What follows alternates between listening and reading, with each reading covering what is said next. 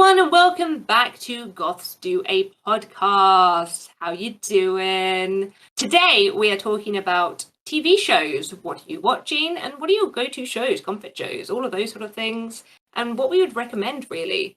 Today we have the Goths, myself, Crystal, Emily, Bella, and brand new to the podcast Goth, Louise. Hey guys, I'm Louise. My interests include watermelon, death metal, and rats, and I'm happy to be on the podcast. Hope you enjoy. Right, well, what the fuck have you been watching then? Good fucking start. Cool. What have we been watching in the last week? An excellent question. Well, I know Crystal's answer is going to probably be true crime. It actually has. I have been watching so much true crime on Netflix. I started off with Son of Sam, went down The Night Stalker and all sorts. And so, yeah, I've just been on a massive true crime binge. That's really hard to say. You find it interesting how in some of the true crime stories, some other serial killers that you've watched previously pop up in other serial killer stories? I'm beginning to recognize investigators. Yeah. The name came up the other day, and I was like, I recognize the investigator's name. And it turns out he had done something for the Hillside Strangler, and I was like, oh yeah, I know all about that one. But yeah, I mean, to be fair, what about the hotel? Oh, the Cecil Hotel. Yeah. So they were talking about I think they talked about the Night Stalker in that one too. Yeah, they did. And I know, and I was like, oh my god, look at me, get me. I desperately want to stay at the Cecil Hotel. I know it's so haunted, and just even by the demons of its past, but oh my god, I so want to stay there. But yeah, they've had obviously there was Eliza Lamb, and then the Night Stalker stayed there, and that's the last confirmed sighting of the Black Dahlia as well. Why would you want to stay there? That's a very excellent question. Mainly just I love the history. I love the history of these places. I think it's why I love I've got, I'm a goth. I've got some morbid curiosity here. I like to hang out in graveyards, and I think that's why I really like the true crime ones as well, because they really delve into the psychology. Why did they do these things? I mean, I don't really need the graphic details of what happened. That's not exactly what I'm about. Sometimes I do have to tune that out. The cool bit. Says the nurse. But yeah, for me, I really love the way they delve into how they got caught as well. The whole investigation thing. It's like watching an episode of Sherlock, the way that they managed to figure out, the Night Stalker, they almost lost him because they were using the shoe print in order to catch him and link all the crimes together. And then someone leaked that to the press. And that was a whole drama thing. Oh my god, I shrieked at the TV when that happened. And I really love watching those sort of shows just for the. I find the psychology of these things very interesting, and I mean, I watched a lot of documentaries, and I've been watching Dark Tourist as well, which is a similar vein. Yeah, I've seen that. Yeah, and that's about people who go to places like the Cecil Hotel because of its dark history. Some of the places he's been to, I would never go ever, mainly because there's a dictatorship or it's war torn. But people do go to these places as a tourist thing to say that they did. It's almost like a challenge. That's not what I'm about. I wouldn't mind going to the Cecil Hotel, but I'm not going to, a Chernobyl. Yeah, that's a lie. Actually, I would love to go to Chernobyl. I would love to be doing that though. The radiation is so crazy. I can't remember what I watched. Maybe it was Dark Tourist. One of those. Yeah, because he goes to Chernobyl. Yeah. Yeah, where they went to Chernobyl and then they had those little meters where they read the radiation and it's safe above a certain amount, and everyone's beepers were going off and the tour guide was like, "Let's go further." Yeah, the tour goes, nah, it's fine. We do this all Let's the do it, let's time. do And the it. tourists are freaking out. Oh, yeah. I'd love to do Chernobyl, but I would not actually, in real life, like to go to Chernobyl. Maybe in Just 100 years' time when the radiation is less. no, just do it when you're like in your 60s or 70s and you've only got X True. amount of life left anyway. And No, I mean, yeah. So, yeah, a lot of the shows I've been watching recently have been very sort of true crime related at the moment. I don't know why I'm in that sort of mood, but I don't know. I'm really delving into the psychology, and as it's playing on the TV, anytime they mention, as you say, like another killer or anything like that, I start Googling them. So I'm sat there on Wikipedia researching other serial killers while I'm watching a show about serial killers. are you trying to tell us something? I can neither confirm nor deny. But yeah, that's mainly what I've been watching lately. Well, I have gone for an oldie but goodie recently because I have been reading far too much to watch anything new. I've been watching Big Bang Theory again. It's just easy to watch. It can be on in the background. That's what I've been watching this week, really. I have watched one episode of Mandalorian I hadn't seen before because I had like 45 minutes where I didn't feel like I needed to be doing everything at once. That is for a different podcast. But yeah, so I've been just watching Big Bang Theory again, and I've got to the good bit because obviously everybody knows it gets better when all the girls are involved. So that's been what I've been watching. So I'm on, I think, season 6 again. So I don't have a lot to talk about because I'm sure all of you have seen Big Bang Theory. Well, the thing is, yeah, with Big Bang Theory, I think there's a very sort of almost like a Marmite thing about it. Some people hate it with unyielding passion. And some people absolutely love it. They think it's great, nice and nerdy, and just, as you say, like easy watching. So it's really fascinating seeing like two people watch the same show and yet they come away with completely different. Well, it's like I know some of the hating it, like when my partner watches certain episodes in the background, he plays World of Warcraft, and some of the things they say happen in the game apparently can't actually happen in the game. Like in Big Bang Theory, they claim you can have sex in the game, but apparently that's not a thing. No, you can't. No.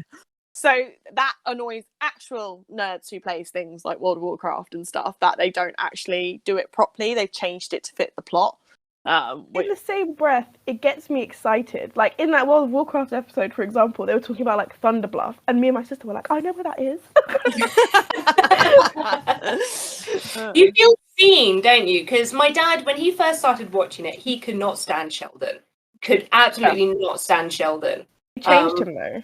Well, yeah, that's the thing is, once he got past, I think, like season 1 or 2, he then was like, actually, I love this show because my dad is the world's giantest freaking nerd. Like, he's not into science or anything like that. He's not that sort of nerdy, but comic books, TV shows, he gets almost every single joke. So, yeah, he loves it because he's the exact kind of, like, really nerdy person who gets every time they make a reference to any kind of comic book or superhero, he gets it and he loves it. Yeah, I think it's great, especially when they involve the girls later on. So obviously you've got Penny, who's the ditzy blonde that lives across the corridor, but then they introduce Amy and Bernadette. I can't believe I forgot her name. They introduce Amy and Bernadette, and they're actually not as nerdy as the boys, but they're into science. They're both really clever, and they're both actually really funny as well. They're not. I find them way more interesting than the boys. Yeah, and like them trying to like sometimes like they play hooky for work and like went to Disneyland and dressed up as Disney princesses and all of that kind of stuff. And they're a good mixture between being girly girls and being really into science, really into like niche kind of things. And it makes, as a female viewer, it makes you feel a bit more seen than just watching these 4 nerdy guys and a ditzy blonde. Oh yeah, as a female, yeah. As a woman in STEM, I love it. I love the fact that they are portraying. It's a positive portrayal of women in STEM.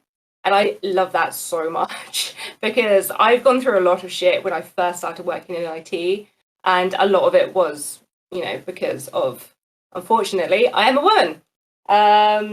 It's not so bad now. I think also it very depends on the team you work with, but yeah, it's really nice that younger generations are going to see that, and younger women are going to look at that and go, hey, I could work in STEM, they did it, and they are full characters who didn't have to sacrifice anything to be a career woman as well. I mean, yeah, there's drama and shit, but quite a lot of the I time. think it's super interesting when they talked about Bernadette's pregnancy and how she didn't want to announce it at work. Yeah, There's like real world issues that they don't get talked about how you're a pregnant woman, you're stigma, people are trying to get your job, blah blah blah blah. Like they don't, like women don't put pictures of their kids on their desks and things like that. Like I think it was interesting that they talked about that. Yeah. And the other thing with like Bernadette and Howard, what I found really interesting is when Bernadette got her doctorate, because obviously he's only got a master's degree and blah blah blah, and she earns loads more money. And they did show the dynamic shift slightly with them, because they end up having an argument because she buys him a Rolex, and things like that. And I just see how they've shown those things, but it does not come from a toxic place. Like Howard takes it on the nose most of the time, and that's like I like seeing that dynamic between them. Anyone else got anything they've been watching this week they want to talk about? I'd like to say I've been watching something new, but I haven't. I've been rewatching Dexter the past couple of weeks. Like I never finished it when I originally watched it. I got to like season 6 and then just kind of gave up. Yeah, I never finished it either because after season 4 my heart broke and I just can't. But I'm realizing like how much there is that I'd forgotten that happened, or like things, because I'm up to season 2 now, and I like things that I thought happened later on actually happen really early.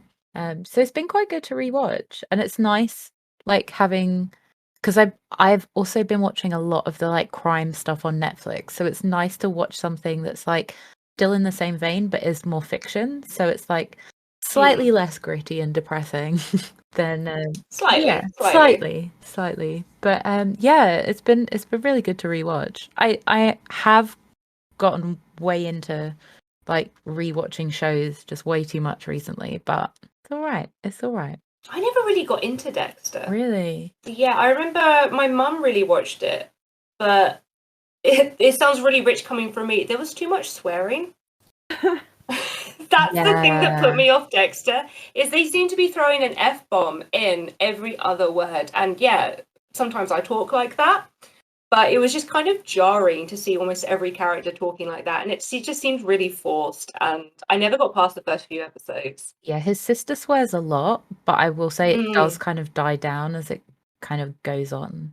I think it was because at the time it was like, it helped her kind of come across as like very strong and independent. Right.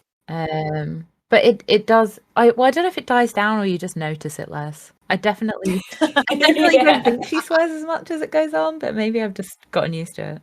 Yeah, because I really liked Dexter when it first came out, and then I'll try not to give spoilers, but it has been out for ages, so if I do, that's kind of on you. I mean, I still don't know how it ends, so. Well, I only got to near the end of season 5, but season 5, because of a major character death in 4, I was just like, something's missing, and I couldn't work out what it was, and I just assume it's probably because this character's missing, and it just didn't feel. I wasn't gripped by season 5, but because I brought it on the first 5 seasons on DVD back before, streaming and binging that way was really a thing. And I binge watched it, so maybe it's because I watched season 4 and 5 too close together, because obviously people who watched it when it aired would have had like 6 months to a year to get used to the fact that this character was dead.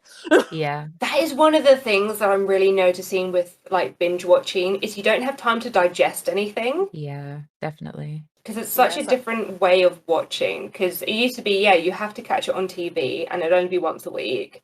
Or you'd be watching it on DVD, and even then, there's only 3 episodes in a DVD. Yeah. So that's the thing, you don't have that like week wait anymore. When like an episode ends on a cliffhanger, you don't have to like wait and see what happens. You could just be like, oh, just press next episode, that's fine.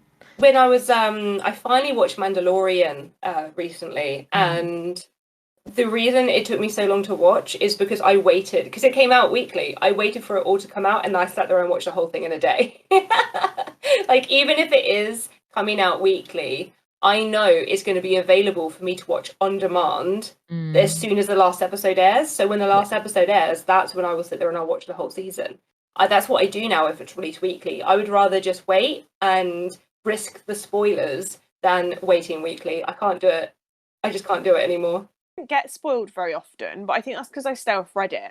Whereas, like, my partner, he will watch things weekly still when they come out on Disney Plus and stuff, just because he's constantly on Reddit, and that's where you get all your spoilers from.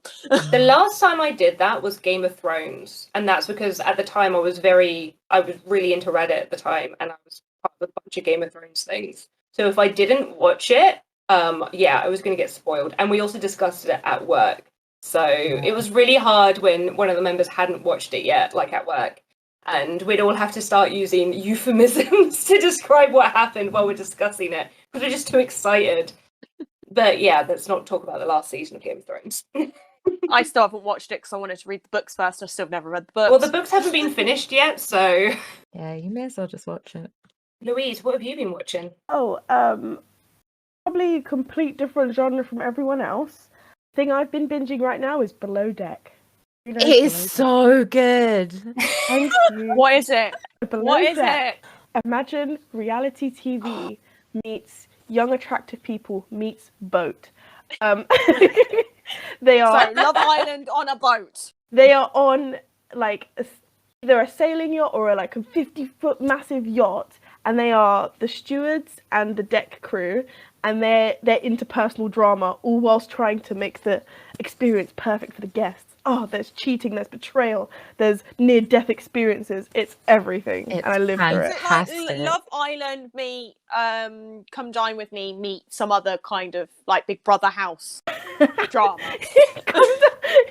You cook for them and then you have to sleep next to them. Well, if they're trying to make it good for the guests, or what's that hotel one, the reality TV where people come to your hotel? Oh, and Four they in a rate Bed. it? Or in a bed. Yeah, I That's mean, good. it's a very extreme version. because I don't really watch reality TV. Oh And my I think the last gosh. thing I watched was I Am Celebrity, but that's only because I knew like everyone that was on it this year. So I was like, No, you I'm gonna watch Ah, that. You should Below watch Deck it. is next level. It's Yeah. so binge worthy, and you hate everyone. honestly. But there's that one person that you root for, and then they turn bad, and you're like, who do I have? But then the new season starts, so it's fine. Yeah, it's when you get returning crew and you're like, oh, this is going to be good. She's back. Yeah. Oh, I love Like, them all. yeah, like Ben. Captain Lee. When Ben came back, I was like, yes, I'm The here. chefs are always crazy, Always crazy. always insane, and the food looks amazing. I still don't know what ahi is, but they have it every night. Ahi. Ahi tuna, I think. I don't know what it is. So I'm is fish. it a reality TV show? It's not like a fiction Yeah. or anything. No. It's No, not it's scripted. reality TV. So there are Oh. it's actually a whole industry of like people who go on yachts for whole charter seasons Mm. and live on them for like months and months and months, just being a stew. So just serving guests dinner and cleaning up the boat, and people who like help the boat drive. Also, like it's a whole industry, and they go from different boat to boat and get big money. That's another thing. They get They huge get tips so at the much end of it. money. Oh, you get loads of money for being on cruise ships and stuff. 'Cause Yeah, even they as get a- nurses, you get. You got to put up with money. so much shit though. Because you're stuck on the. Usually, you're stuck on the ship for like 3 to 6 months, depending on what your contract is. You literally can't like go home. Yeah, You're and on like the the boat. second episode, there was like one of the guests brought cocaine on the Yeah. boat, and then you're like, well, obviously, look at them. Like they were actually acting insane, and I'm like, I could have told you that. And then the captain was like, well, we've got to stop the charter because then I could use my captain's license. Oh my god, guys, I'm so The excited. You need to drama. watch it. It's so good. And the thing is, they're all like really, really entitled because they literally do, like, people will hire it for a weekend, right? So they pay like $100,000 to hire a boat for 3 days. And the staff just can't even be nice to them and behave for 3 days. Like, it's not hard. They'll like go out and get drunk, and they'll argue with each other in front of guests, and then they'll complain when they only get like $2,000 in tip for 3 days work. Guess It's you like, weren't so ah. rich then, huh? And it's like, bro, they paid so much for this yacht, and you couldn't even bring them an espresso martini on time. Oh, it's so good. Oh my god. Okay, I might have to watch So I think it's on Netflix now. I'm watching it on Hey You, but it's on Netflix now. Yeah, you see, I don't really watch a lot of reality TV shows. My life. I get really stressed out watching them. I watch some funny ones like Nailed It Yeah. on Netflix, which is when they bring in people who cannot bake to bake really fancy cakes, and it's fucking atrocious. It's beautiful to It's watch. so good. Like I love watching those kind of reality TV shows. Like I don't really watch like Big Brother or Celebrity Get Me Out of Here. I can't even remember the names of them. Yeah, I don't really watch any of those sort of ones. We've never really watched reality TV shows in my parents' house. Like we used to watch the original Big Brother when it was the Social Experiment, when it was like season 1, 2, 3, and then it kind of went off on its own and did whatever Big Brother house did. Dad's always been really against it, and then he started watching The Voice. Yeah, The Voice, because he said because he likes the fact that it's a blind test. So like X Factor, obviously they're picked on how they look as well as how they sound and all of this. Whereas obviously The Voice, at least for the first round, a couple of rounds, it's just based on how they sing. So if you're a good singer, you'll get picked, basically. But other than that, we've never watched reality TV. And then this year, so I've never really watched it as an adult either. But then this year, Celebrity Get Me Out of Here there was, I think, 3 people. I didn't know who they were, because usually it's all like Z-list celebrities who are just trying to make a small comeback or something. Whereas because it was in Wales and in the middle of the pandemic, like they had Mo Farah, they had Geneva Fletcher, they had Shane Ritchie on. And they were all hilarious together. Like Mo Farah seems like such a like diamond of a man, because he was so funny and he was so sweet to his other campers. Which, because I work shifts, I missed half of it, so I got a free trial for ITV HUD, so I wouldn't have adverts, and then binge watched it in like 3 days. Yeah, I think my one of the issues I have with reality TV is when they lean really hard on the sob story. Yeah. When they lean really hard on the sob story, it's just kind of takes away from the rest of the show, I find, because they're clearly only brought on because of the sob story. It doesn't matter what their talent is or whether they're a good personality fit or something like that. Yeah, I find things where, for example, especially the later seasons of Big Brother, they deliberately would choose people who would fight, and they, off camera, allegedly would incite drama. And that's not what I'm about. I really don't like that. Yeah, they do that. Like at Love Island, it came out, like one of the girls was having such a bad time, like, and then she told producers, like, I think I'm ready to go home. Like, I don't know. I think I'm ready to go home. I'm not feeling great. My mental health is taking like a toll, blah, blah, or the, as it would, being away from your friends and family and constantly being in a bikini. And they were like, no, you should stay. Like, I heard this person likes you. You should make conversation with this person. Like, they really egg it on those kind of shows. But the reality shows that I watch, like Below Deck, like Real Housewives, I just think they're jarring people and they just put a camera in their face. Yeah, it's like you like the more like the fly on the wall kind of thing. So like when you're watching like 24 hours in A&E, it's actually what happens in A&E, or I don't know many other reality TV shows to name them. I watch so much freaking Border Patrol. I don't even know why. I think because my parents found a Border Patrol set in New Zealand, and so I'm from New Zealand. My parents are from New Zealand, so they loved it because it was a bunch of Kiwis. And it was the most ridiculous things that people would try and like bypass, and people would come in like very clearly smuggling drugs and be like, no, that's not my drugs. It's definitely not my drugs. No, I've never seen those drugs before a day in my life. Oh, it's brilliant. Yeah, those are the sort of ones I like, where like I used to watch a lot of the police ones as well, where it's a guy with a camera sat in the back of a police car filming them do their thing. I love those ones. Like the airline ones. Yeah. I love. What are they called? It was just always EasyJet, and it was always people trying to get away with dumb stuff. You've arrived 30 minutes late to your flight. The plane has left. Be on the next one. There is no next one. The next one's tomorrow, and they just freak out. It's like, you arrived late. Yeah. No, I love those ones, mainly because I don't have to work with the general public anymore, so it's funny. Yeah, it makes it so much easier. Yeah. If I had to work with the general public, it might not be as funny, because I'd be like, oh yeah, I did that today. So, listeners, what have you been watching recently? Let us know in the comments below.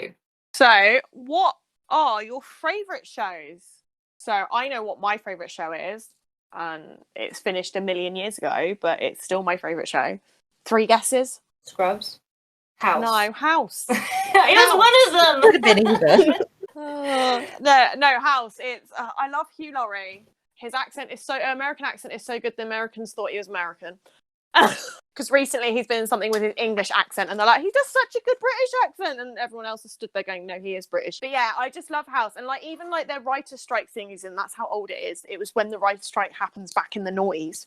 Like that last episode of that season, every single time makes me cry, and that's a testament to how good it is. And also 9 times out of 10, there's a couple that I'm like, that's wrong. That's just wrong. Being the nurse. But most of the time, their medicine's pretty good. I have watched someone take their rip it apart kind of thing. It was a doctor, and one of his things was you're taught to look for horses when looking for medical diagnosis. It's like, yeah, but you don't get to House without someone already doing that bit. House is looking for the odd things that nobody else will look for. But yeah, I love House, and I haven't watched it in ages though. I was going to say, what makes you want to rewatch it again? It's just so House doesn't care what anybody thinks. He is just an arse, and he is fine with everyone thinking that he's like that. But he has a really good relationship with his best friend Wilson. And then you see the relationships bloom between his 3 junior doctors that work with him. And and there is drama. I do love a good drama. There's drama as well as medicine, and my special interest is medicine because I am a nurse and I'm a bit of an anorak. I've inherited that from Dad. But yeah, it's just I love how the drama is, how they make relationships with the patients each episode, and just the overarching story is usually pretty good as well. The ones that happens with the hospital staff. So who would like to talk about their favourite show next? I will. BoJack Horseman. Yes. Oh my god, it is everything I need, and everything I need to feel sad, and for some reason I love it. Perfect. For those who don't know, BoJack Horseman is a cartoon horse that's a depressed alcoholic ex-TV star, and it's him going through life ruining stuff, and I don't want to ruin the ending, but it ends so well because it's so realistic. I haven't watched the final season yet because BoJack Horseman hits me right. It does. Oh my god. And I am not emotionally ready to watch the final season yet because it's heavy. There's some episodes I can't watch because I just start crying immediately. I need a good cry. I watched certain episodes. I watched Free Churro. That makes me cry. Oh god, yes. Like, I don't know what, because I didn't want to put this as my comfort show because it's not, but it low-key is as well. It just gives you, it's like the equivalent of putting on a sad song. Yes. I've watched snippets because my partner has watched it, but it never seemed like my type of show because obviously I've not walked in during the sad bits or don't have the emotional connection to the characters because I've not watched it. So yeah, I've never watched it because it didn't seem like my kind of show. But he has proved me wrong in recent years that I don't what's it called? Big Mouth. I thought that would not be my kind of show, and then I actually sat down and watched it. Fucking hilarious. So there, really? I probably need to read about it. It made me cringe. Same. Every kind of. It is one of those shows. It's again, it's a Marmite show. You either love it or you hate it. Because either it's super cringy, which I do get. There's some episodes that I'm sat there going, I'm going to pause this for a minute and recollect. Yeah, I need myself. to. And then other times I'm pissing myself laughing, like the hormone monster penises. So funny. He has pet little penises. But yeah, I think again with BoJack, it would be something that I would have to give a go, but it would mean that I would actually have to sit down and watch some new television. You can't have it in the background if you have never watched it before. You have to watch it. I recently watched, it was a psychologist reacts type thing, and he reacted to a bunch of different psychological episodes within TV shows or movies, and one of the ones he did was BoJack, and he's like, this is exactly correct. This is a really good representation of what happens. I think it was a panic attack. This is exactly what happens during a panic attack. This is how you should help with a panic attack. They did that completely correctly, and all the steps that they did were really, really good. And honestly, I think it just goes to show the writers are coming from experience. They know exactly what they're talking about in that show. Oh yeah, and it's like they predicted things. It was so weird because the whole Harvey Weinstein thing, Yes. that came out after BoJack did an entire season where essentially BoJack was the Harvey Weinstein of the like he was doing all that kind of like taking advantage of young women, blah blah blah, and he was effectively cancelled before it was like, even though cancelling has been a thing, but before it was in a tribute to the Me Too movement. Yeah. And it was before that came out, and I was like, oh my god. So it shows A, that Hollywood do be like that, and B, they just get it. They get it. It was wild. I think it's one of the few shows that have realistic portrayals of mental health, of struggling with mental health. Because a lot of shows use it for drama, and a lot of the times, they'll have a character will have something happen to them. They'll have a character arc where it affects them, PTSD or anything like that. And then after a few episodes, they're like, right, we're done with that character arc. They're completely fine now. Yeah. Not how that works, people. No. Which I think, that's one of the reasons I really like BoJack, because no one's ever... It's a very realistic portrayal of getting better as well. Yeah, even the characters that you think, like Mr. Peanut Butter and things like that, like they are all dealing with stuff that really humanizes, despite the fact that most of them are animals. Yes. It really does humanize them. And I think they did it with animals because I guess if it was humans, it would be too real. You could do more things with a animal because he's essentially just like a person. Who voices it? Is it Will Arnett? Will Arnett is BoJack. BoJack, yeah. So like it essentially is just like a guy doing all these things, but because he's in the shape of a horse, I feel like he could be a lot more outrageous, but still realistic. I'm not gonna lie. Feel less comfy. I went into BoJack thinking this was just a dumb cartoon for adults. I thought it was going to be a very sort of, yeah. And then it just got really real, and I'm like, okay, I'm going to stop, take a moment, and then I'm going to restart it again, knowing what I'm actually getting myself into. Theme though in coming years, last few years, of people using cartoons to predict things that we've all been through, but it makes it a bit less real for us, like especially as adults, because there's a lot more animated shows for adults I find now than there used to be. I think they finally figured out that cartoons aren't just for kids. I mean, one of my favorite shows is Archer. That's a cartoon. And that is 100% not for kids. Oh my god, it is not for kids in the slightest. Yeah, that promotes so many things that I definitely don't want any kid to know about. No. I mean, yeah, so I don't know if I could ever say I have a favourite show. It's really hard for me to just sort of pick one, because it's like with music. I don't necessarily have a favourite artist. I have songs that I really like and albums that I really like, but I couldn't just say there is one that stands above the rest.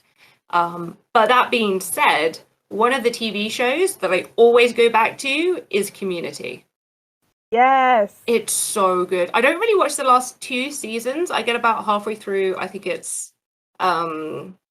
No, I get about halfway through like season 4 or something, and then I'm like, you know what, I'm just going to start back at the beginning. But I mean, for me, that's because, spoiler alert, I guess, the character roster changes around those times because, unfortunately, the main characters had other things that they had to get on with, which, you know what, fair enough, because Childish Gambino, yes. Yeah, but so Community is done by Dan Harmon, same guy who does Rick and Morty. In fact, they actually watch Rick and Morty in one of the episodes. And it is a portrayal of a group of people who go to community college. We don't really have community college in England. I'm not sure if there is a sort of a like-for-like thing in England, but basically they have to gain credits and then they get the equivalent of what I think is a high school diploma or something like that. I didn't go to higher education. I think it might be a degree. Is it a degree? I don't really. But it's just, I think it's a paid for college. So even though all college is paid for, it's like you pay for the class?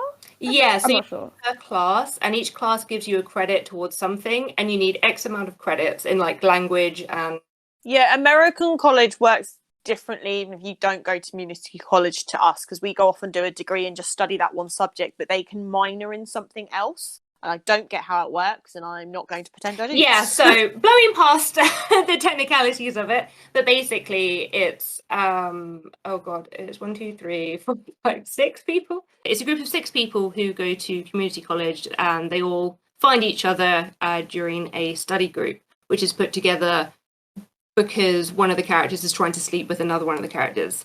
And honestly, it's just so funny. I can't do it justice trying to describe it, but I just find it's really funny, and it's meta and referential humor, which is my favorite kind of humor. So they're constantly referencing pop culture, TV shows, video games, and there's a lot of meta jokes about general cliches in TV. And the little higher education I did media studies, and my dad is a hobbyist movie person.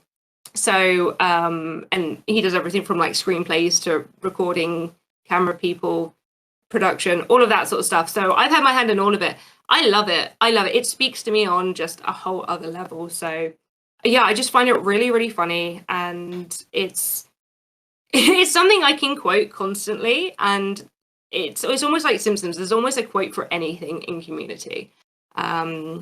No matter the situation, there is probably a Community reference that you can pull there. And yeah, no, I absolutely love it. I think it's just one of my favorite shows. I think it does help in our group of friends. You can literally quote anything, and at least one person will probably know what you're talking about. True. I love that, like, I mean, now that I know, because obviously I love Community as well. So, like, when I like something, I go deep. I want to know why it ended. I want to know what happened. I want to know what. So, like, the first 3 seasons were the same writer, and then they got a new writer. And then there was interpersonal struggles between the cast members. And obviously, as we know, like, Troy left, and then, you know what? Yeah. Pierce is a horrible guy in real life, but he is my, like, unpopular opinion, but he's my favorite character. Well, that's the thing. That's what they started saying, is all they did was they started writing Chevy Chase, who's the actor. They just started taking actual things Chevy Chase said and then putting it into Pierce's script. And Chevy had no idea that they were literally quoting him. And they did that in the show as well. Like, because he was just, he's not a good guy, but his character of Pierce is so overblown and funny. It makes, we're laughing at him. He's not anyone's favorite character because he's a nice guy. Yeah. I love when shows do that. But yeah, like, so what you're saying, but the writer, it wasn't the writer left, it was Dan Harmon, the creator. Co-creator, something like that, producer. He left. He got fired due to reasons. And so he wasn't there for season 4, which is the season where they all graduate. And, you know, there's 2 more seasons after that. So clearly he continued. 6 seasons in a movie. 6 seasons in a movie. So, is it? Oh, wait, it might be season 3. Oh, I'm getting confused. I don't remember. I binge watched the whole thing, so I get confused as to which season is which.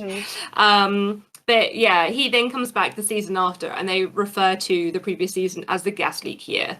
And they, I mean, there's still continuation, and they still build on what happened there, but they also kind of gloss over a few things, and they just write it off as the gas leak year, because you can tell there is a massive difference in the storylines, the way the characters develop. Everyone becomes caricatures of themselves. 100%. Which is something that happens in a lot of TV shows, to be fair, especially when they start running out of ideas. I was just going to say, when it goes on that little bit too long, people start watching the show because they like the characters, not because they care about what's happening to them. Yeah, exactly. And then when they brought Dan Harmon back, they that's why the first episode is called Repilot, because he's basically trying to start from scratch again, and developing these characters. And then it's during that season. So Chevy Chase doesn't come back, or he has one cameo as a hologram, and then I think it's like 5 episodes in, Troy leaves. They make a joke about Scrubs, about how who's the character in Scrubs who leaves at the end of this final season? Oh, JD. Yeah, they make a joke about how JD abandoned Scrubs, and yeah, I don't know, it's really funny. I will say though, to anyone that hasn't watched Community and is thinking about watching it, you should watch it on. I think is it on Hulu as well, not on Netflix. Because on Netflix, Netflix they've has taken away the Dungeons and Dragons episode. Now they have Yeah. their reasons for taking that down. Personally, I disagree, but that's a whole different conversation. Yeah. But it takes away so much context as to why the group hate Pierce so much. Yeah. Because I was rewatching it like a month or so ago, and I was like, I forget, like, they're so mean to Pierce. I know he's jarring, I know he's all sorts, but what happened? And then I realized they forgot the date. Well, they removed the Dungeons and Dragons episode, so there's like literally a whole hour where he's just non-stop being horrendous, and that's why the group hate him so much. So it takes away so much context when they removed that episode. Yeah, because I remember that episode. Because actually, I think last time I watched it was at Crystal's, but I remember that episode. And it does show his true colours. Yeah. He is so awful in that Mhm. episode to everyone, including the person they're meant to be cheering Yeah. up while doing the Dungeons and Dragons. And it's like, why are you like this? Exactly. I mean, yeah. I mean, yeah, that's the thing is, so I've decided I'm always watching Community. Just at any given time, Community's probably on. But I did notice that I was watching a pilot on Netflix because I just watch it on. It swaps between like Prime and Netflix, so I just watch it whenever it's on there. And the first episode starts, and it just suddenly starts what I feel in the middle of the episode. I'm like, what the hell? And I was like, there's a whole scene here where he's fumbling with the stereo, and a rap song comes on. They cut that all out, and all throughout the episode, they cut out huge chunks of it. And basically, it's almost like a radio edit. What is on Netflix is actually a radio edit of Community. Most of the episodes are in their, full form, but quite a few of them are actually chopped up or just missing entirely. So I'm planning on investing and buying like the actual episodes because I can't trust Netflix to actually show the episodes in the way they were meant to be. I mean, that's what killed Firefly, guys. That's what killed Firefly. But no, so it's like the Watershed episodes, because going back to Big Bang Theory, there's some jokes that if you say watch it on Channel 4 don't make sense because they've had to cut out the punchline because they've said something like bitch, and obviously before Watershed you can't use those kinds of words. I didn't even know they swore in Big Bang Theory. Yeah, there's a couple of times they say bitch, but if you watch it on Channel 4 they've cut obviously the end of the scene because they can't show it before Watershed. Because when I lived at my parents' house, you would just stick on E4 or Channel 4, and they would have a 3-hour slot of just different comedy shows that would play back to back. But yeah, and Crystal's right. That's what killed Firefly. We show the pilot first and in full form. Yeah, don't just start in the middle of a random episode where there's no character development because it's about a freaking train heist. We are not still bitter about the fact that Firefly got cancelled because Fox ruined it. Damn you, Fox! Ooh, so I wouldn't really say I have a favourite show, but I definitely have comfort shows that I will just put on all of the time. So if I'm doing something else, I'll put on in the background, or if I'm trying to fall asleep, I'll put it on in the background. And probably my go-to one is Peep Show. I always find myself going back to Peep Show. I think it's super cringy and awkward and very quotable, and I could quote every single episode. I just enjoy it. I know it's a very it's another one of those shows where people either seem to really love it or really hate it because of how awkward it is. But I just find it really funny. Yeah, I find it's very cringe humor, and I don't like that. I have turned things off before because they're too cringy, because I just feel awkward for them. And I know that's the point, but it's just I can't sit in that uncomfortability of it. Yeah. But I feel like that's very much what the Brits like. Yeah, I was just going to say, it is the epitome of British humour, Peep Show. Yeah. Here's why all the comedy shows I watch are American. Because quite a lot of our most recent set of comedies to come out of the UK are definitely awkward humour, and I just can't sit with it. Whereas if we go back to 80s, give me some Blackadder or some Red Dwarf. Can do that. Yeah. I must say though, another one on the kind of American comedy side that I have been watching a lot lately is Superstore on Netflix. Like, Love it. goodness. Apparently, it's hilarious. It's so I've been good. told I should watch it. If you've ever worked in retail, Yeah, apparently then- it's the most hilarious thing you've ever watched. Yeah, if you've ever worked in any kind of like customer facing job, like it like follows all the people who work in the store, which is like funny in itself. But then it does this like really clever thing where in between scenes it will just cut to like customers doing really weird stuff in the store, like trying things and then just like putting them back on the shelf. And like some of it is awful, but yeah, like some of it is really awful. Like it will show like there's a scene where a kid picks up like a potty off the shelf and uses it and then just puts it back. And you think like that does actually happen. Yeah, That Like, does happen. it's so horribly relatable, but it's really good. That's like very quickly becoming another like comfort show for me. Just like the rewatchability is just really good. I would recommend. I love that it's not finished. I There's think more are they coming. doing like I thought they were doing like a final season. Oh, are they? Well, the one on Net, because I finished the stuff on Netflix, but they Yeah. left it on such a cliffhanger. I thought they were gonna do more. I don't know. I'm scared to Google it just in case. It's Yeah, 'cause I not don't- coming back. yeah. But it is so good. Have you watched Good Girls? 'Cause Yes. I only mention it because the shop they go to in Good Girls is Superstore. Is it the same one? Yeah, I they have did the not vets know and that. everything. They're in Cloud9, and I was like, ah. I did not put those two together. I'll have to rewatch it now and like have a look. No, none of the Mm. characters were in it, but it made me happy. Oh yeah, I love Superstore. It's so good. Oh, it's so funny. I think it's one of those shows that I liked instantly. Yeah, like but the first episode was so strong. It was just like, yep, I could watch all of this in one go. Also, weird side note, Garrett, I've seen him in other things, and it's weird seeing him walking. Is that bad to say? I didn't know he wasn't actually in a wheelchair. I don't think I've seen him in anything else. What was he in? He was in something I was watching the other day. It was a comedy as well, I think. But, what was he in? I do not remember. But he was kind of like, he was a side character, so it wasn't like a big deal. But Yeah. he was just walking, and I was like, that's not Garrett. Garrett's in a wheelchair. Oh, maybe he's not then. No, I've never seen him in anything else. What is your favourite show at the moment or of all time? Emily's make a very good segue into comfort shows. That's what we were going to talk about next. What our comfort shows are. So I know Crystal's is probably around a similar vein as mine because most of my comfort shows are sitcom based from America. Because one, I've watched them a billion times, and two, even when the jokes are no longer funny because I've seen it a billion times, it's still really entertaining to watch and have in the background. So I've got Scrubs, How I Met Your Mother, Big Bang Theory, of course, and Friends. So I always usually have one of these four on the go as like my background show. It's good at least two of them have over 10 seasons worth of content. I have never got Friends. I only watched Friends very recently. I'd never actually really seen it before. Really? So it was on. Like, I want to say I gave it a go as well. I watched like an entire season because my friends used to go off about how Friends was so, and they used to make references that I wouldn't get because I just didn't interest me. But I said, you know what? Let me do it. What's your favorite season? Let me watch it. I gave it a full go. I just didn't find it funny. I don't get it. I really don't get Friends. I think some of the Friends that started in the mid 90s the first like 4 or 5 seasons are a little bit dated.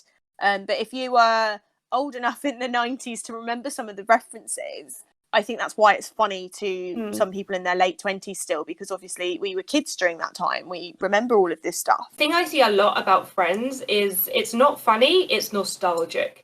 Because Yeah. I watched it, and to be fair, I did find some episodes funny. I did laugh a bit. I mean, I watched it every episode from season 1 to end of season 10. And you know what? I missed it up a little bit at the end of season 10, you know, for the finale. But I had none of the nostalgia, really. I had the most nostalgic thing I had was like, oh, look, they're using a landline. I remember landlines, you know. It's definitely one of the things that made me keep watching it was nostalgia. Yeah, I have this thing quite often. I think it's because obviously I watch a lot of American sitcoms. I don't necessarily find them funny, but I find them entertaining, and that's why I watch them. Yeah. I forgot to put Brooklyn Nine-Nine on my list. How rude. How did I not put Brooklyn Nine-Nine on my comfort show list? Because that's one of my other shows that I have Like, running in the background. yeah, that being said, I love sitcoms under the same vein as Friends. So my favourite one is probably How I Met Your Mother, which, you know, maybe the season finale is only half an hour because the rest of it we don't talk about. But I really like everyday sitcoms. So it's just everyday friends doing everyday things. There's nothing ridiculous that happens. I mean, he does get beat up by a goat, but you know,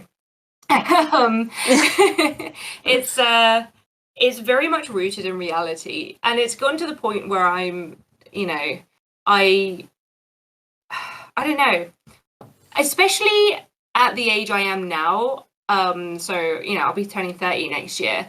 It's the similar sort of age where a lot of people in these sitcoms are. Is usually there's always like a special episode where one of them turns 30, or because even Friends has a whole episode dedicated to a more 30. How I Met Your Mother has an episode on it, and watching it now, it's it makes me feel better about some things. I have to say, like, you know, people seem to think 30 is the end of your life, but if you're watching these sitcoms, they turn 30 in like earlier seasons, and then they continue living life. They don't suddenly grow old. They don't suddenly expire or anything like that, and that helped me a lot with some of the nervousness I had approaching 30.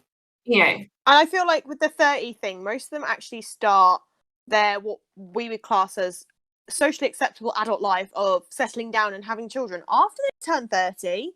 Like, yeah. I think only in How I Met Your Mother they get engaged really early, but then they break up and then have a long engagement after, and then they still have a big gap after they get married before they have kids. And it shows it's okay to still go out and have fun, and you don't need to rush to go do these things. These things will still be there. Yeah, if I recall correctly, if there's 8 seasons, I'm pretty sure they have their kid in season 7, but they get married in season 2. You know? Yeah. And each season is about a year, so that's 4, 5, 6. That's 5 years. And they turn 30 in like season 2 or season 3 as well. Yeah. So or at least in one of the earlier seasons. So it's I think that helps take some of the pressure off, I guess. You know, a lot of them don't have their career sorted out yet, which is a big thing I worry about. And you know, it makes me feel a lot more. I find they're very relatable a lot of the time. Like, obviously, I don't have any weird extra drama going on in my life. I'm not getting beaten up by a goat or anything like that. But but otherwise, my comfort shows are generally rooted in some form of reality. Because even with Community, a lot of the humor is reference humor. That's what I do on a day-to-day basis. A lot of the jokes I make are referencing a joke from a TV show or a movie or anything like that. So even though Community has some very surreal things, for me, it's still very relatable and very rooted in reality. And I think, that's the main thing I have about my comfort shows is they make me feel heard, they make me feel seen, and I know exactly what's going to happen because I have watched it infinite amount of times. I know exactly which episodes to skip. I know what episodes are my favorite, which I could just watch 8 times in a row. I know exactly what's going to happen, and there's no surprises anymore, which I think is very important for a comfort show. I still can't believe you skip episodes. I wouldn't do that. I cannot watch the countdown episode. I can't watch it. As soon as I see that countdown start on How I Met Your Mother, as soon as I see that countdown start, I can't do it. I skip that and the next episode. I can't do it. I know that people say a lot of things about the ending of How I Met Your Mother. I skip that too. But yeah. The thing that I find with all of my comfort shows, including Brooklyn Nine-Nine, because they're about to air their final season, is they've all stopped themselves. They've not been cancelled. Yeah. Okay, Scrubs tried to have a comeback, and we ignore the comeback. But like Big Bang Theory, they stopped themselves, so it had a nice finalised ending. The same with Friends, the same with How I Met Your Mother. How I Met Your Mother was they kept extending it, and the writers had run out of ideas, which is why the last season takes it's a 20 episode season, but it takes place over 3 days, and then the last episode is 20 years or something like that. It's there was an element of the producers fucking with them, which is why the last season is not the best season. If they had just let it die the way they wanted it to, then they would have been fine. The main complaint though with the last season, How You Met Your Mother, is normally that I hear isn't about the whole season. It's how it ends like that last final sequence with the mother and Ted and Robin. It was only meant to be about 4 seasons, which means we wouldn't have had all of the character development that we did have, which is why in the last episode everyone suddenly reverts to who they were about 4 seasons ago, because that's when the ending was written, with those characters in mind. Those characters had changed and matured and everything because it went on for 4 more years than they were expecting. And also the ending must have been determined before, like way Season beforehand, 2. because they had to record the kid. Well, they had to record the kids before the kids grew up. I think they should have gone with the joke where the kids had grown by 8 years. I would have found that a lot more funny than the fact that apparently all of these stories happened in a matter of like an hour or something like that. But they all have like that final ending that it seems like it's planned, not rushed. Yeah. Like, when a show gets cancelled and then either you don't get your ending because it's been cancelled, or they rush an ending. It gives you that. So those are my comfort shows. Obviously, occasionally I do stick something on like Firefly or House, but sometimes they're a bit heavy, and you sometimes just need a lightheartedness comfort show. I feel a bit like behind in terms of like American sitcoms because I still haven't watched like Brooklyn Nine-Nine. Sorry. Highly recommended. Highly. But you now might as well wait until next year when the final season will be on Netflix, and you then I can just watch it all in one go. I feel like it's always been one of those shows that I always like meant to watch and then just kind of never really watched. You mean like my whole list on Netflix? Yeah. Oh my god, don't even get me started about my list on Netflix. Oh god, it goes on for screens and screens and screens, and I've only seen like 4 of them. I think one I will say though that is very different to what I usually watch. So when I got COVID in January, obviously I couldn't really do much other than sit and watch TV. And 4 in a Bed has now become a very big staple in my life. I've gone through pretty much all of them now. I'm at the point where now I'm like rewatching and I'm like, oh yeah, I remember this person. And that's been quite nice. That's quite a good show to just like have on in the background, but I also get really, really into it. It is so good because it has the element of drama as well, because it's like, are they going to be the type to go under the bed and look for dust? Yes, they are. Yeah, and then when they start getting all sassy with each other, and I'm like, yes, this is like peak adulthood, and I am okay with it. I feel like it goes hand in hand with like Come Dine With Me, because that is my comfort show. Yeah. It's just so like, I love, sometimes they do like the episodes where it's like 4 or 5 in one, but I like it when every person has a full episode. That is my afternoon now. Where it's across the whole week and you're like, yeah, I can just sit and watch this all now. So apart from Come Dine With Me, Louise, do you have any comfort shows? Beyond Scared Straight. Okay, hear me out. It's hilarious. Just there's something about the fact that I watched Orange Is the New Black and they did a Beyond Scared Straight episode. I'll say what it is first. So basically it's like troubled teens going into prisons and being scared by prisoners so they don't end up in prison. That sounds healthy. Okay. And they did a episode in Orange Is the New Black where they did the Beyond Scared Straight, and they like kids would come in like 13-year-olds that are like on doing drugs and sneaking out and blah blah blah, get suspended, and they would kind of intimidate them, and then so it kind of made me think like, oh yeah, the prisoners that they're showing these kids are offences, but they want to hype it up because it's a safeguarding issue, right?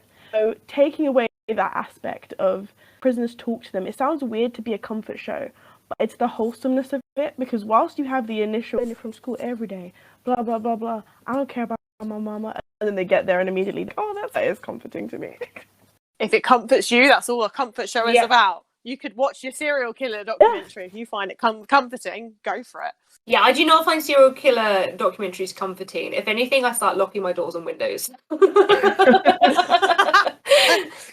You live upstairs. might have ladders. I don't know. I think it doesn't take much to get me comforted, though. I tend to A warm blanket and my sofa with exactly. something on. I'm good. I tend to fly off the handles at every little thing. Like, I tend to be very I was gonna say skittish. I don't think that's the word. Very like, if something doesn't go right, I'm so easily going right. My whole day's right. I'm stressed. Yeah. You're Entirely. easily triggered. Yeah. You're easily triggered. Yeah. So I feel like maybe my mind has like adapted to I can find comfort in most things. So if there's a way for my brain to be like, you're not stressed anymore, my brain will be like, okay, I'm running with it. Rolling with it. As long as I'm sitting down, I should be fine. Yeah. So I feel that in my soul. I've got a corner sofa, so what I do is I just get a bunch of pillows, a bunch of blankets, and I nest in the corner of the corner sofa so I can properly like lie down. The second I sit down, a cat will appear and sit on me or next to me wherever they feel comfortable. And yeah, I just throw on a comfort show and maybe have a cup of tea or something like that. And honestly, yes, it's so nice. I love my little nest, and it's like no matter what is going wrong in my life, I stick on How I Met Your Mother, I stick on Community. You know what? I'm in their world now where whatever my problems are don't exist. Exactly. I want to think about meow meow beans. I don't want to think about Right? anything else. So, listeners, what are your comfort shows? Let us know in the comments below or on our socials. What would you recommend to watch? Apart from everything we've already spoken about. Well, yeah, I mean, that's the thing is, I think if I was going to recommend anything, it would definitely be dependent on the person I'm recommending things to. But if you're looking for a show where it's, you know, relatable and such, that's where I'd go for like my comfort shows. I'd say that's why that's important to me, and that's why I would recommend them. If you're looking for something that you can get lost into, but is based in reality as much as TV shows can be, then yeah, you know, How I Met Your Mother, Community, all those sort of shows. That's what I'd recommend. But if you're more interested in getting lost in like a fantasy world, like, I mean, I love Good Omens, obviously. I've talked about that in the book podcast a lot. I've watched that miniseries so many freaking times. I love that. And that is entirely based in fantasy. You get lost in a fantasy world of angels and demons and such. But then another show that I really, really like is actually The Crown. For me, it's... Yeah, I love The Crown. It's so... I always describe it as like really trashy upper class first world problems. And... all drone shots. Yeah! But I mean, that's the thing is I love watching that, and that makes me feel better about my own problems because... you know, I don't know, some of the things they complain about I think are just a bit silly, like, oh, I don't get to be king, I have to be Prince Regent or something like that. And for me, I'm just like, you get to be a freaking prince, who cares? You live in a freaking castle, get over yourself. But yeah, no, I absolutely love it. I love the ridiculous over pronouncing what's it called, the Queen's English. Yeah, I love all that, and I also really, as I say, I'm really into like history, and it's really quite interesting watching it because it's more or less based in history. I remember the whole thing with Diana. They were trying to say, oh yeah, no, we didn't treat her like that, and then so all Netflix did was released all of their source material where Diana confirmed, like, yep, that happened, like in interviews. So yeah, it's, although they do take some, you know, they combine some characters or combine some events and they skip over something, so it's all generally based in history, which I find is fascinating. Crown gives me the same vibes I get from Below Deck. Hear me out. I don't like any of them, so it makes it so easy to watch because I'm invested in zero of their lives. I don't like any of the characters. There are zero stakes for me, and there is not even a character where I'm like, oh, you could maybe put it like I'm struggling to think. Is that apart from Diana right now? Yeah, there is no one that I'm kind of like, I'm low key rooting for you, and for some reason that is interesting because it's like, I don't care about any of you, but I like watching because it is that escape from reality, and I'm not even getting that relatability aspect, and I love it. Yeah, no, it's just watching other people's lives fall apart, and I feel better about mine.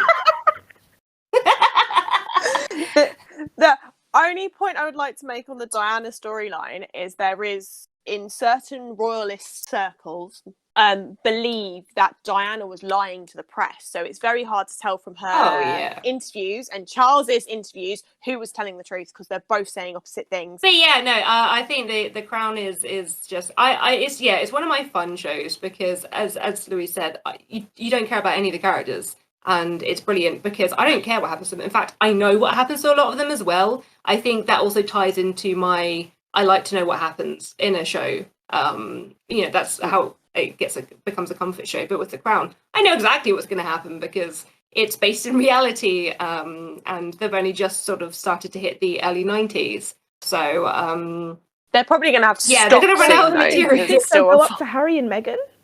I don't know. I really don't know what they'll do. It'll be very interesting to see how they handle it, because I think for now they wouldn't be able to, because it's still so fresh and in the public eye.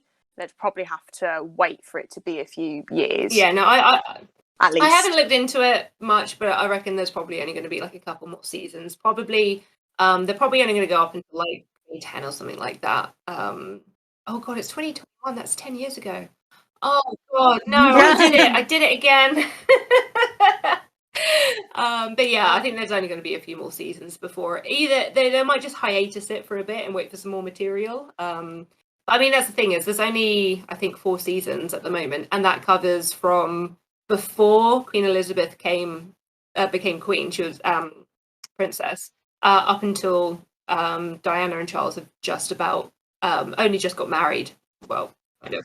That's 80s. Yeah, so we're at late 80s, early 90s at the moment, and so as you can see, there's lots of time skips. Yeah, because the royal family go into hibernation. Yeah, doesn't everyone? So my recommendation, seeing as we are Goths do a thing, or Goths do a podcast, would be Castlevania. Yes. Oh my god, yes. I like even just the first season with the whole like Dracula stuff and following him, as well as the monster hunters and everything else. And season 4's just come out on Netflix, and I've only watched 2 episodes so far, and it is so good. I haven't watched season 4. I'm watching it with my my partner though, so we're trying to find time when we're both free, and apparently that doesn't exist. But yeah, it's so good, and you follow the last Belmont, which is the family that hunts demons and vampires and stuff, and then you follow also the vampires, and just I want Richard Armitage to narrate my whole life for me. When I first started watching it, I was just like, all right, and then Richard started talking, and I'm like, I'm done, I'm hooked, this is it. I listen to this all the time. It's the only reason I watch the freaking Hobbit. It's just for his voice. It's so beautiful. My Twitter became a stan account for him, like momentarily when I started watching Castlevania. It's just so obviously it's set. I don't even know how many years ago, and it's animated, but it's still so. Is it an official anime? Because I think like officially anime comes from Japan, but I believe this is an American production. I don't know, to be honest. It's in the anime style, and it is animated. But I don't know if it's an official anime. Our resident anime expert Nikki is not here. I don't know if Louise knows. No idea what constitutes. Either way, it's really good. I love it. It's so good. And on the other things that you could watch, what I've been watching recently is Mandalorian. Obviously it's Star Wars based, but it's filmed in 4K, and some of it is so pretty. And the main actor, I cannot remember his name, but if he can act that well with a helmet on, I want to see a film with him actually being able to. He's in Game of Thrones. That would include me watching Game of Thrones. True. Mandalorian is really good, yeah. And it is standalone as well. You don't actually have to have almost any understanding of Star Wars in order to watch it. No, because they do set it up in some ways so well for the Mandalorian part of it, and it's just I've really enjoyed it. It's just being a bit slow on finishing season 2. I will hopefully finish it before season 3 gets released, but this is me, anything can happen. I'm really excited for Lucifer. The last season of Lucifer's coming out soon.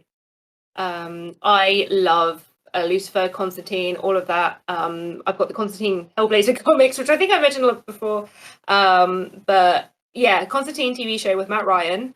brilliant. That was one of the ones that got cancelled and just ends suddenly, and that makes me very, very sad. Yeah. Oh, that cliffhanger at the end Exactly. of that episode. I'm like, are you what? Where? So, yeah, that show is only like one season. I highly recommend if you're into like demons and magic and stuff like that. It's really, really good. Matt Ryan is just perfect. He is almost exactly what I want Constantine to be.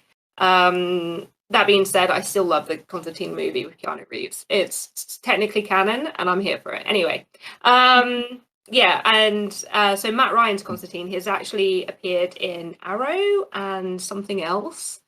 And he has a crossover with Lucifer, the TV show, with Tom Ellis, who plays Lucifer. Lucifer is meant to look like David Bowie. Tom Ellis does not look anything like David Bowie, but you know what? I'm gonna accept it. But yeah, I really, really, really love the Lucifer TV show. It's got almost nothing to do with the comic books, totally different storyline. But it follows Lucifer, who is, the devil, chilling on Earth and just making besties with a police department. And it's a police procedural TV show, except there's also angels and demons. And I love it. I love it so much. He's so funny. Oh my God. But there's also quite a lot of drama in Lucifer. I've screamed at that show so many times out of just like frustration, like, oh my God, just say the thing or just do it. Like, but yeah. Anything else people would recommend? I would say, on the note of anime, now I'm thinking of it, a good all-round anime to recommend to literally everyone, and I'm sure no one else would disagree, Death Note. Yes. Yeah. It is rewatchable, it is smart, it is gripping, everyone roots for someone, and honestly, 10 out of 10. I could rewatch that. I could watch it tonight. Yeah. And I would like to all our listeners make a point of saying, please do not watch the live action, just watch the actual anime. There is no live action. Do not What's watch this? any of the live. Lakeith Stanfield as L. Why did they make him so twitchy? They made L really twitchy, and they made they made Light really emotional. Like that's the whole point. He's a psychopath. The whole point is that they're so like focused on their goal and they're both so unemotional and not affected. But in here, he's like in live action. I mean, first of all, it's in like New York or something, and not Japan, which they have to do so many flips to make everything make sense. Just set it in Japan, but they make him so emotional, and it's so annoying because it's like the real Light would just do it. Yeah, exactly. Yeah, that's the whole point. Yeah, but to be fair, every live action of a anime that I've seen or heard of always goes down like a lead balloon. Because it's so bad. Because they never stay true to it. I don't understand. Every time it's gone badly, the main criticism is stick to what it was. But they always want to make it different. Well, the thing is, a lot of the times it's Americanized, and they're trying to appeal to American audiences, and they don't understand that they liked it. Anime audiences, people who like these things, they don't care where it's set. Like, they just want it to be an anime and going, I'd like this better if it was in London. No. Yes, just keep it context and context appropriate, and keep it close to the source material. The problem is they're trying to appeal to people who don't like anime, and it's just like, well, no, okay, don't do it. You're not doing it for them. You're doing it for us. Following on from the anime recommendations, since apparently we're doing this now. Yeah. If any of you haven't watched Demon Slayer on Netflix, I would highly recommend. Yeah. I watched it just because I'd seen that a few people who I know have good taste in anime were saying it was really good, and I was like, oh, okay. And then I watched the whole thing in 2 days. Like I just watched all the way through it. There's now a movie. It's excellent. I would really, really recommend. I added it to my list here. Yeah, I added it to my list on your recommendation. I still haven't sat down to watch it, but yeah, it is there. It's it's a high on the top because I think I finished all the other things I was going to watch. Because I've watched what's it called? Robots. Oh, is that the love one? Yeah, I think it's like Love, Death and Robots. Yeah, something like that. It's a bunch of one shots where each episode is completely self-contained. There's no overarching thing. First season was really, really good. Bear in mind, it's incredibly graphic. Incredibly graphic. So make sure you know that going in. But it's really good. A lot of the stories, like some of them will have a moral, some of them won't, and it will just F you up. Like there's some time loop ones that are just like, oh my god. But yeah, they're really, really good. Some of them are really, really funny as well. So yeah, that was I think the last thing I needed to catch up on. So I think I'll head over to Demon Souls. But talking of anime, my favorite anime is Fruits Basket. I love it so much. It's got I've only watched the OG one. I've not actually watched the new one yet. But I'm a massive fan of the manga, and I read the manga like once a year. I can only handle it once a year because I get too emotional. But yeah, it's easily my favorite anime, and it's completely different. It's I mean, it's not wholesome. It's not it's really hard to explain without sort of going too far into it. Spoiling Yeah, everything. but basically, there's a lot of bad parenting and neglect, and those sort of things. So trigger warning there.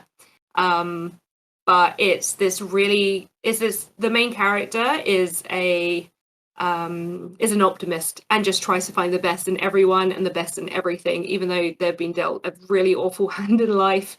And she meets this family who have been cursed into turning into the animals of the zodiac.